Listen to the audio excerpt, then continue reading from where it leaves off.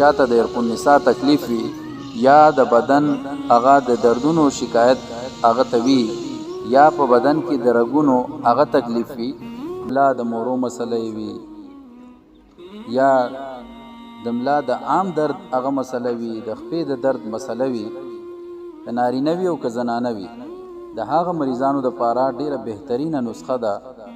بسم الله الرحمن الرحیم.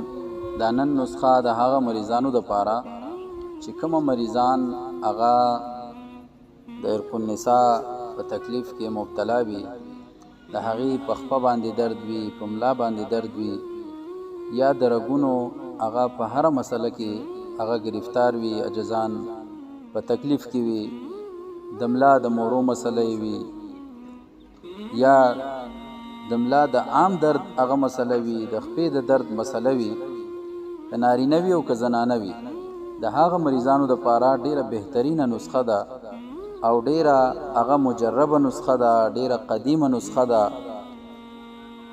تاسو یې جوړه کوئ، ځان له پخپله باندې تیار یې کوئ، انشاءالله بهترین او ښایسته ریزلټ هغه به بیا ومومئ. نسخه به یاد ساتئ. تاسو به داسې کار وکئ چې یو 4 دانې هغه پیاز به راواخلئ، چې کومه غوټې د پیازو یو 4 غوټې هغه پیاز به راواخلئ. خو پیازو کې به خیال کوئ چې یو خو دغه سره پیاز دي، یو په دې کې سپین پیاز وي، هغه سپین پیاز یو 4 به هغه راواخلئ او یو سیر چې کوم دی نو هغه به د غوا هغه خالص غوړي راواخلئ او یو سیر هغه ورسره ګبین به راواخلئ، شهد به راواخلئ خو چې اصلي وي، یو سیر به هغه چینی راواخلئ. دا ټول څیزونه به په یو کټوۍ کې چې کومه کټوۍ هغه روغني هغه کټوۍ وي چې هغه پړقینده وي او رنګ شوي، هغه کټوۍ کې به دا واچوئ او بیا به پې سر کېدی او ښایسته به ګل حکمت کوي، هغه سر به په خټه باندې ښایسته مزیدار کلک کوي. بیا به داسې کار وکئ چې دغه کټوۍ به هغه په خاورو کې هغه خخه کوي، خو دومره به خالی پرېږدئ چې سر هغه خالی وي او بیا به د پلوسې هغه 14 سیره لرګي هغه راواخلئ، په دې به کېدئ، دا به وسیزئ.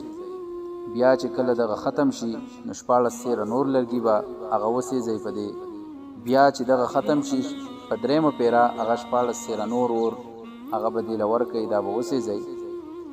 چې کله دا پوره شي او مطلب هغه یخ شي، هغه کټوۍ یخه شي، بیا به را خاورو نه را لرې کوئ، د ځمکې نه به را اوچته کوئ او بیا مزیداره حلوا هغه به تیاره شوي وي. د دې د استعمال طریقه دا ده چې سحر او ماښام د دې نه 1 چمچ سحر 1 چمچ هغه ماښام، دا په اولنۍ هفته کې. په 2مه هفته کې بیا 2 چمچې سحر 2 چمچې ماښام د دې نه به هغه مریض خوري چې چاته د عرق النساء تکلیف وي یا د بدن هغه د دردونو شکایت هغه ته وي یا په بدن کې د رګونو هغه تکلیف وي، نو دغه نسخه هغه مریضان هغه استعمالولی شي.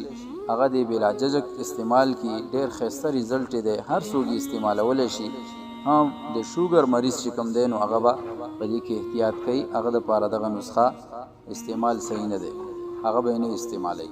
نور هر مریض دغه نسخه استعمالولی شي، انشاءالله ډېر بهترین او ښایسته ریزلټ هغه به بیا ومومئ. که چاته دغه نسخه پکار وي یا زمونږ هغه ښودلی شوي نورې نسخې پکار وي نو په دغه نمبر چې تاسو ته په سکرین باندې ښکاري په دې باندې رابطه کولی شئ. انشاءالله دغه نسخې ستاسو کور ته به تاسو ته دررسي. تاسو ته مونږ هغه نسخې ښایو چې کومه هغه ریزلټډ دي، هغه فایدهمنې دي، هغه اسانې دي، تاسو یې خپله جوړولی شئ. او کومه ملګري هغه زمونږ نه هغه میډیسن کومه دوایانې هغه غواړي زمونږ د لاس جوړې، انشاءالله هغې ډېر مطمئن دي، هغې ډېر خوشحاله دي، ډېر بهترین هغه ریزلټ او د هغې چې کومه ریویو دی هغه واپس راځي، مونږ ته ریپلی راځي. الله تعالی مو ټولو مریضانو له شفای کامله عاجله مستمره ورکه. الله تعالی دې ټول مریضان هغه په خپل قدرت کامله سره د خپل شفاخانې نه هغې ته شفا ورکړي. السلام علیکم ورحمۃ اللہ وبرکاتہ.